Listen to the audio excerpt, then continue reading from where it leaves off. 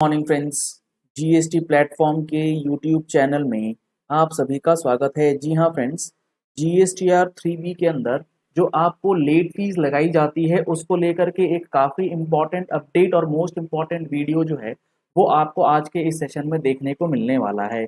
यहाँ पर आपको क्या चीज़ें समझ में आएंगी, यहाँ पर आपको ये चीज़ समझ में आने वाली है कि आप लोगों को आए दिन जीएसटी ऑडिट के अंदर, नोटिस के अंदर, इंक्वायरी के अंदर, असेसमेंट के अंदर जीएसटीआर 3B की जो है वो लेट फीस और उसका जो अमाउंट है वो बताया जाता है नोटिस के अंदर।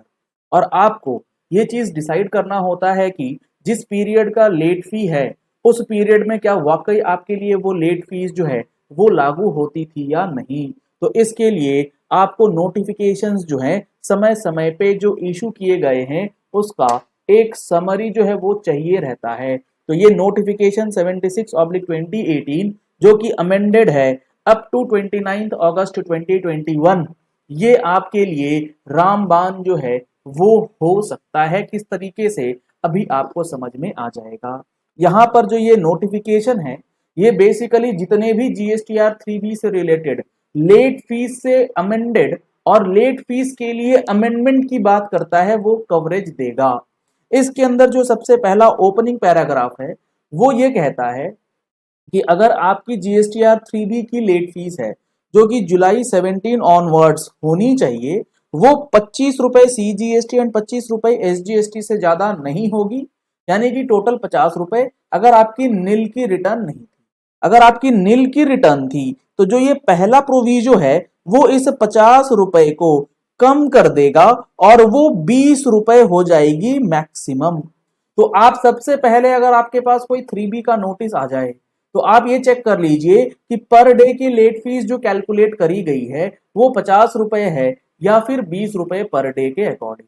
और इसी ओपनिंग पैराग्राफ में अगर मैं आपको एक चीज और दिखा दूं कि इस नोटिफिकेशन ने प्रीवियस 3 नोटिफिकेशंस को सुपरसीड किया है। कौन से हैं वो 3 नोटिफिकेशन? सबसे पहला है नोटिफिकेशन 28/2017, दूसरा नोटिफिकेशन है 50/2017 और तीसरा है 64/2017। ये 3 नोटिफिकेशंस क्या हैं? 28/2017 जुलाई 17 की 3B पूरी तरीके से माफ करने की बात करता था और वो इशू हुआ था जुलाई अगस्त सितंबर 17 के अंदर। और उसके बाद ये 50/2017 अगस्त और सितंबर 17 की रिटर्न पूरी तरीके से लेट फीस के बिना फाइल करने की बात करता था। ये हुआ था इशू 24 अक्टूबर 2017 को। तो ये जो नोटिफिकेशंस हैं ये सुपरसीड करी गई और ये सुपरसीड करी गई with effect from 31 December 2018। Sir इसका क्या मतलब? मान लो आपने जुलाई 17 की रिटर्न सितंबर 18 में फाइल कर दी थी। आपने जुलाई 17 की रिटर्न जो है वो सितंबर 18 में फाइल कर दी थी और सितंबर 18 से पहले जैसे ही आपने फाइल करी होगी तो आपके पोर्टल ने उस पे लेट फीस कैलकुलेट नहीं किया होगा। लेकिन जब आपको नोटिस आएगा तो उसमें ये नोटिस के अंदर लेट फीस जो है लगा करके भेजेंगे प्रॉपर ऑफिसर्स। तो आपको अकॉर्डिंगली चेक करना होगा कि सुपरसीड होने से पहले आपकी रिटर्न फाइल हुई है या उसके बाद फाइल हुई है। अकॉर्डिंगली आपका लेट फीस जो है वो बनेगा। होप करते हैं कि आपको ये बात समझ में आई होगी। अगर नहीं आई तो कमेंट बॉक्स में लिख करके बताइएगा। इसके बाद जो हमारा ये दूसरा प्रोविजो है वो ये कहता है कि आपने अगर जुलाई 17 से लेके सितंबर 18 तक की जीएसटीआर 3B ड्यू डेट तक नहीं फाइल करी, लेकिन आपने 22 दिसंबर 18 से लेके 31 मार्च 19 के विंडो में ये रिटर्न फाइल कर दी तो आपकी जो लेट फीस है वो पूरी तरीके से माफ हो जाएगी। तो अगर आपके नोटिस पीरियड में इस पर्टिकुलर टाइम जोन का नोटिस है तो आप ये चेक कीजिए कि आपकी फाइलिंग विंडो इस पीरियड के अंदर आ रही है या नहीं। अगर फॉल कर गई तो आपका लेट फीस जो है वो पूरी तरीके से खत्म हो जाएगा। ये नोटिफिकेशन आपको हमारे टेलीग्राम चैनल पे मिल जाएगा। लिंक आपको वीडियो के डिस्क्रिप्शन बॉक्स में दिया गया है। आप जीएसटी प्लेटफॉर्म अपडेट्स के नाम से हमारा टेलीग्राम चैनल जो चालू हो चुका है उसको आप ज्वाइन कर सकते हैं इस तरीके के रेगुलर अपडेट्स के लिए। जीएसटी के प्रोविजंस और रूल्स समझना चाहते हैं डिटेल्ड के अंदर तो आप उसके लिए हमारे जीएसटी प्रैक्टिकल कोर्स में एनरोलमेंट करा सकते हैं, जिसके लिए नंबर्स आपको स्क्रीन पे दिया गया है और इसकी जो रिकॉर्डिंग्स है वो भी आपको 1 साल तक के लिए अवेलेबल करवाई जाती है। तो यहाँ पर ये 2 चीजें आप ज्वाइन कर सकते हैं फॉर योर बेनिफिट्स। अब अगला जो प्रोविजो है वो ये कहता है कि कोरोना पीरियड के अंदर जो आपकी जीएसटीआर 3B की रिटर्न्स थी उसके लिए यहाँ टाइम पीरियड जो है वो लेट फीस के मद्देनजर कुछ एक्सटेंड किए गए थे। तो यहाँ पर अगर आपका टर्नओवर 5 करोड़ रुपए के ऊपर था तो फरवरी, मार्च और अप्रैल की रिटर्न आपको 24 जून 2000 पहले तक फाइल कर देनी थी।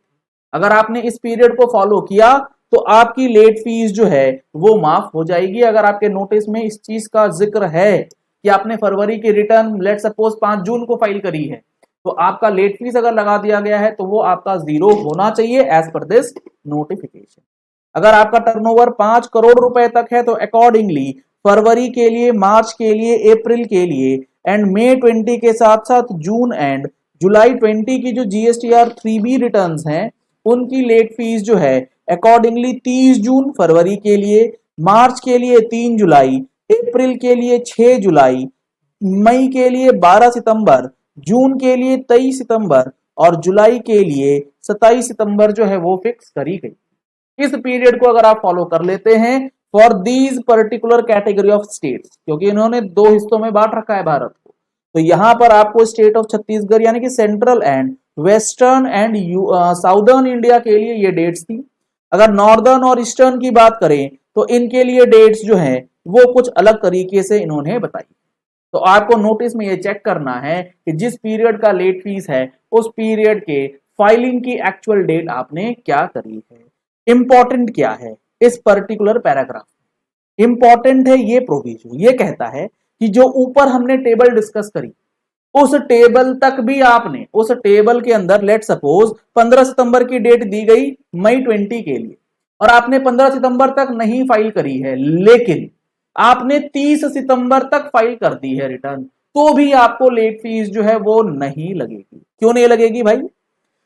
क्योंकि यहां इन्होंने लिखा कि वो क्लास ऑफ रजिस्टर्ड पर्सन जो कि ऊपर टेबल में दिए गए हैं उन्होंने अपनी रिटर्न कॉलम 3 के अंदर दिए गए डेट्स को फॉलो नहीं किया है, बट वो रिटर्न उन्होंने 30 सितंबर 2020 या उससे पहले फाइल कर दी, तो टोटल अमाउंट जो है वो 250 रुपए से ऊपर जो है वो नहीं लगेगा। और अगर नील की रिटर्न है तो वो पूरी तरीके से वेव ऑफ कर दी जाएगी।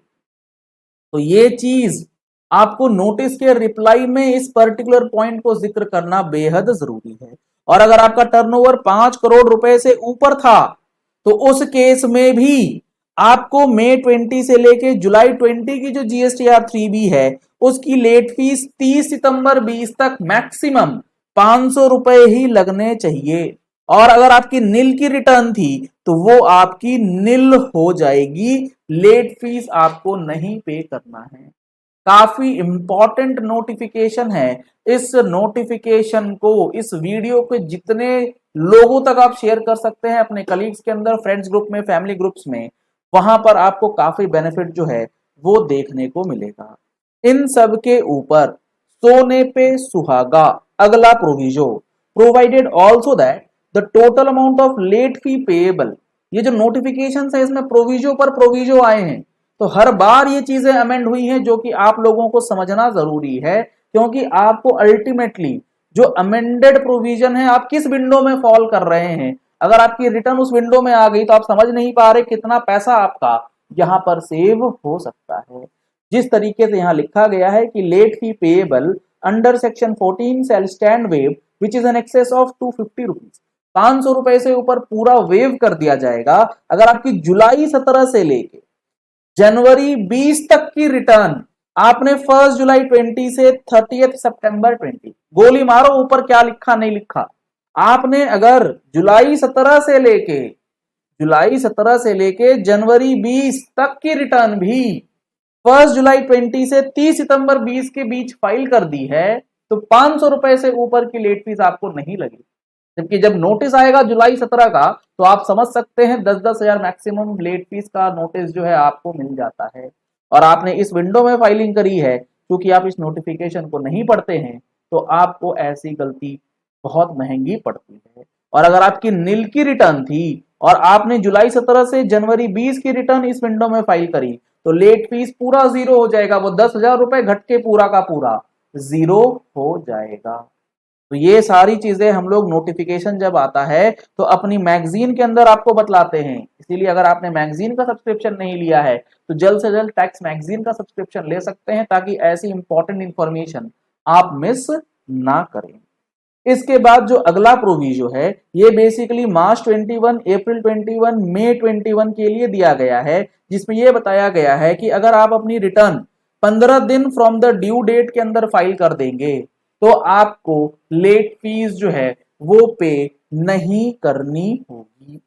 तो आपको कैलकुलेट करना होगा कि मार्च की 3B की ड्यू डेट अगर मान लेते हैं 20 अप्रैल है, तो 15 दिन तक यानी कि लगभग 4 से 5 मई तक आपको फाइल करना है विदाउट एनी लेट फीस। तो अकॉर्डिंगली आपको अपना कैलकुलेशन जो है इस पर्टिकुलर पीरियड के लिए करना है। अगर आपका टर्नओवर 5 करोड़ से ऊपर चला गया, अगर 5 करोड़ से कम है तो मार्च 21, अप्रैल 21, मई 21 के लिए अलग अलग टाइम पीरियड है। यहाँ 60 डेज का टाइम पीरियड आपको है दिया गया, 45 डेज एंड 30 डेज का। तो काफी समय था आपके पास और हो सकता है आपने इस पर्टिकुलर विंडो का इस्तेमाल करके अपनी रिटर्न फाइल करी हो, बट नोटिस में इस चीज को कंसिडर इन नहीं किया गया होगा। बहुत चांसेस हैं कि आपकी लेट फीस जो है वो बच जाए।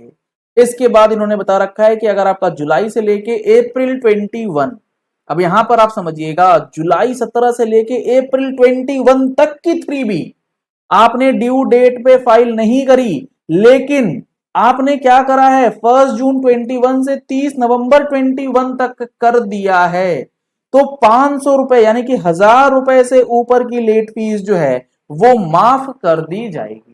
तो आपको अलग अलग स्लैब, अलग अलग विंडोज जो है कई बार 3B के अंदर दिए गए हैं, जो कि इस नोटिफिकेशन से आपको पता लगे। मैक्सिमम 1000 रुपए की लेट फीस जो है वही लग सकती है अगर आपने इस विंडो में फाइलिंग कर दी। और इसके बाद जून 21 ऑनवर्ड्स जो है वो तो पूरा का पूरा लेट फीस जो है रैशनलाइज ही कर दिया गया, 500 रुपए, 2000 रुपए एंड 5000 रुपए according to your turnover. तो ये काफी इंपॉर्टेंट आपको इंफॉर्मेशन जो है याद रखनी है, समझनी है कि नोटिस जब आए लेट फीस को लेकर के तो उसको किस तरीके से आप हैंडल करेंगे। टेलीग्राम चैनल जरूर ज्वाइन कर लीजिएगा, आपको ऐसी नोटिफिकेशंस मिलती रहेंगी। और ऐसे ही इंपॉर्टेंट वीडियोस के लिए आप हमारा यूट्यूब चैनल वो सब्सक्राइब कर सकते हैं। नीचे रेड कलर का सब्सक्राइब बटन आपको दिया गया है, उसे प्रेस कर लीजिए, साथ में जो बेल आइकन है उसे प्रेस कर लीजिएगा, ताकि वीडियोस की नोटिफिकेशंस आप तक रेगुलरली पहुंचती रहें। Thank you and have a nice day.